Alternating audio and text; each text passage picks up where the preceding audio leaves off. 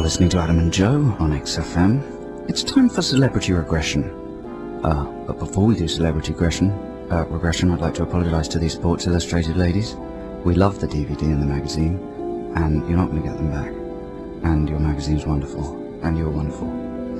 Okay, Adam, are you there? I'm here. I'm now going to regress Adam into a previous life, where he was a famous film star. It's your job to guess the name of the film star whose personality he is regressing into, and also identify the films that he is experiencing in his hypnotized regressed state. The telephone number is 08700 800 1234. Okay, Adam. Yeah. Just take a deep breath.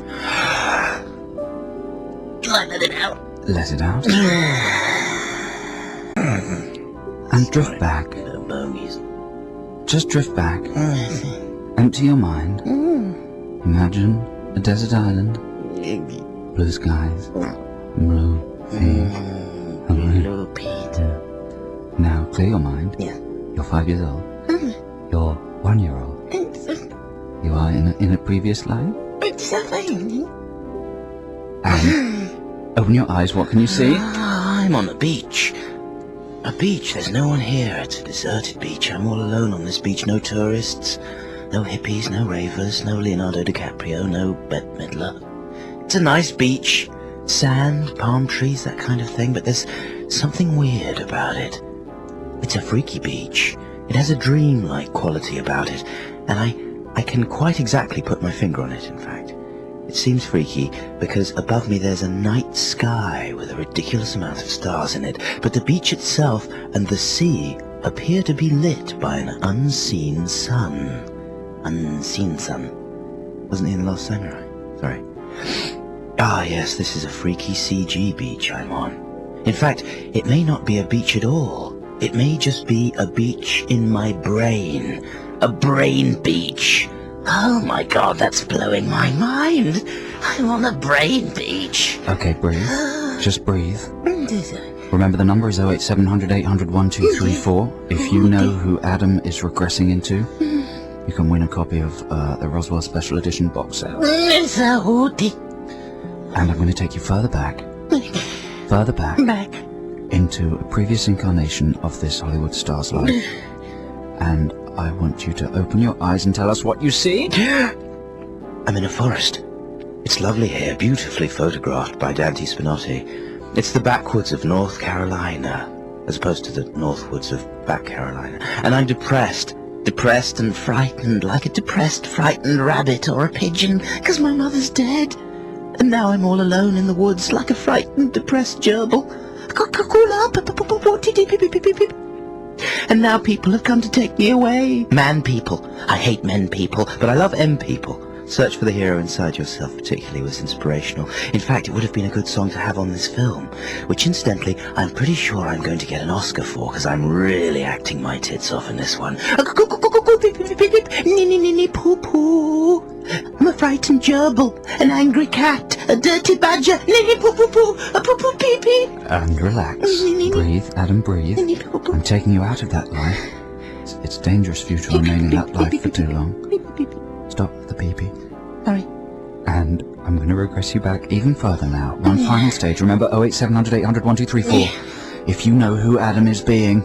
And the final regression stage. Open your eyes. Tell us what you can see. I'm in a field. A bleak field. Doing some random bleak field work. Not scientific field work, obviously, but, work in a field. Hang on. What's the commotion? It's the menfolk coming back from some random war. They look quite depressed.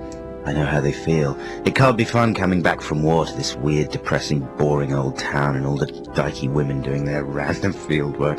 Hang on. Who's that man? Wait, I know that man. Or do I? Yes, I do. Of course I do. Or do I? Yes, I definitely do. Or do I? Yes. He's the man I know. Or is he? Yes, he is. Or is he? Oh, for goodness sake, this is annoying. And there's another 2 hours of this rubbish with a crap ending as well. Or is there? Yes, there is. Or is there? Okay, Adam, just relax. Relax now. Breathe deeply. Or is he? Drift away from that life.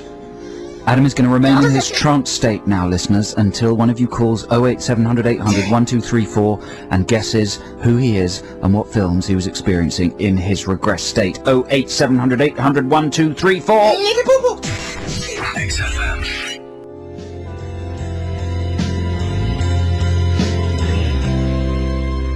Snow Patrol with Run. Adam is regressed still. Can you hear me, Adam? Yes. Adam has been regressed into the life of a famous Hollywood celebrity. He is still in his regress state. Thousands of you have called in, attempting to guess who Adam is in order to win the Roswell box set. We have Gary on the line. Hello, Gary. Hello, how are you? Very well. Where are you calling from, Gary? Epsom. What colour pants have you got on? Black. Nice. Okay. Black pan. It's disturbed. It's disturbing, Adam. Okay, Gary. What I'd like you to do first of all is when I tell you to, just say the name of the person that you think Adam was regressed into. If you're correct, Adam will come out of his regress state. If you're wrong, you could do long-term damage to his synapses. Okay. Okay, Gary. Adam, just breathe. Can you still hear me? Yes. And Gary, say the name now. Jodie Foster. Jodie Foster. Yes, you're correct, Gary. Gary, you're so right. Gary, take us through your logic process there. What films did you think you recognised? Well, the first one, The Beach in the Mind, was Contact, when she was in the Alien Universe. Brain Beach. Brain Beach from Contact. Very nice references to the beaches. Yes, thank you. With And the beach as well there during that regression. What was the second film, Gary? Right, the second one was Nell, when she's the wild woman. Yes. Wow. Have you seen Nell, Gary? Yes. It's an extraordinarily powerful film, isn't it? It is, yes. A new type of power that no other film possesses. Can you speak little gerbil language like in Nell? I'll try. You believe that? That was good. Yeah, what does that mean? It means I'm mad. Yeah, well, I think that's the one thing she never said, isn't it? What was the third film, Gary? I think it was Summersby. Correct. Correct. So, yeah. What a film that Like is. husband. Congratulations, Gary, and for that you get the Roswell Collector's Edition. Does that mean anything to you? It does, actually, yeah. 6 Something like discs. Wow. Well thanks. done. Thanks for calling. That was brilliant. Well done, Gary. That was amazing. Amazing deduction. Got all the films. That was quite. I mean, it was quite an easy one, but sort of semi-tough films, I thought. Got Summersby. That's right. It's such a weird film. Husband Richard Gere comes back. Is he or isn't he her? Yeah, remake of a proper good film. There you go. Contact, which is one of my actual favourite films. It's a fantastic demo disc for your surround sound system. Yeah, that's a demented film, which I've got a real soft spot for, and Nell, of course, which everyone should see at some stage in their lives. Yeah. You're listening to Adam and Joe on XFM. XFM. Scissors with Take Your Mama. Now, Adam, how much do you know about the XFM's exciting Carling live promotion? Not as much as I'd like to know. Well, let me tell you a little bit more. London is the world capital of rock and roll. Is it? Yeah. And that's why Carling are bringing you Carling Live 24, a complete day and night of adrenaline-fueled music with live sets over 24 hours from the hottest bands around. Like who? Franz Ferdinand have just finished their gig at Carling Islington Academy, and Star Sailor are going to be at the Bush Hall in Shepherd's Bush, and we're going to hear from them live later. In fact, we're going to be talking to Alex live. XFM's Alex Zane, yeah. Very good. He's a good-looking man. He's a good-looking fella. And intelligent to boot, and we will be speaking to him. I don't know about that. Live in about half an hour. It's exciting stuff. Also coming up later in the show, we're going to be putting our rock and rap section to bed by playing you Scallywag's first ever proper song. Wow. What, he actually sings? Well, I think that's really stretching it. But it lasts for, it's got verses and choruses and stuff. Christmas. And it's a bit like, it sounds like the Streets. Right. Oh, are we playing that new Streets one this week? I can't get my head around the Streets. She's fit, but my gosh, don't she know it? Why? What's your problem with the Streets? Well, it's just not proper. It's not actual music, is it? Well, you wait till you hear Scallywag. You're going to be begging for the Streets. And we've got Ditties in the Dock coming up as well. Coming up early this week. Ditties in the Dock is coming up early because it's all scrambled because of Zayn. Because there's a live link up with Zayn. Exactly.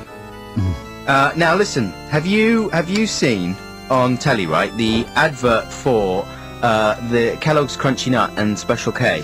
How does it go? Well, it's basically telling you that if you eat nothing but Kellogg's Crunchy Nut or Special K for 2 weeks, for breakfast and for you'll lose weight. lunch or dinner. You're guaranteed to lose weight. Yeah, it's like the 2-week challenge. Drop a dress size in 2 weeks, exactly. A dress size? Yeah. It's, I assume it's aimed at ladies. Nice. And Eddie Izzard.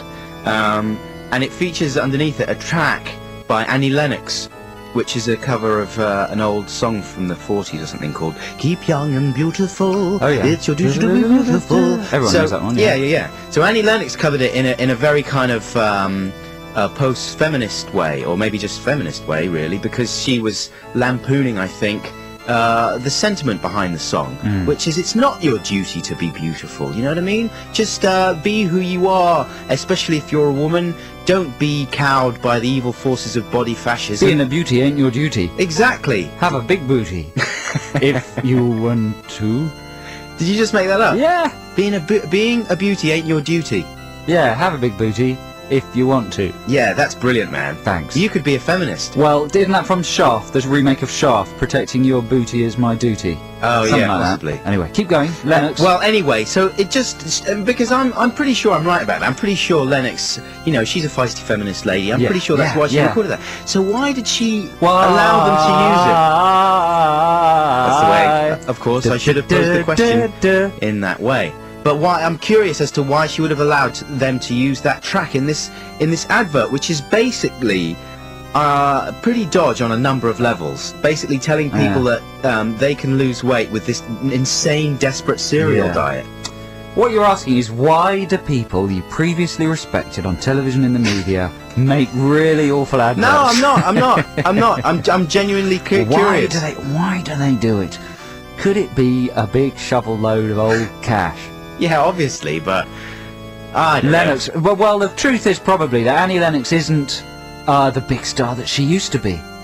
Well, maybe she it's doesn't shocking have... news, I know. I can't believe that they didn't okay it with her, though. That's what I mean. I mean, maybe the publishers just said, yeah, you can use the track, but it's all just a bit dodge. And I think, Annie, if you're listening, you know, I think you should remove the track from the Crunchy Nut ad, because they're encouraging people to basically go on an insane Crunchy Nut-based diet. Can you imagine your stools? They would smell great. They'd be like Weetabix. And then you could They'd be like picnic bars. Pop them back. You know, I in the love it bottle. on the radio when people they're talking about a star and they go, Annie, if you're listening. People on the radio do that. So Robbie Williams, if you're listening, as if they're listening. No one with a life listens to this. Come on, you never know.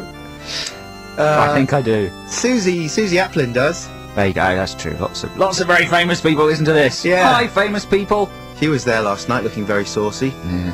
Oh, okay then. What's the problem with you, Brian?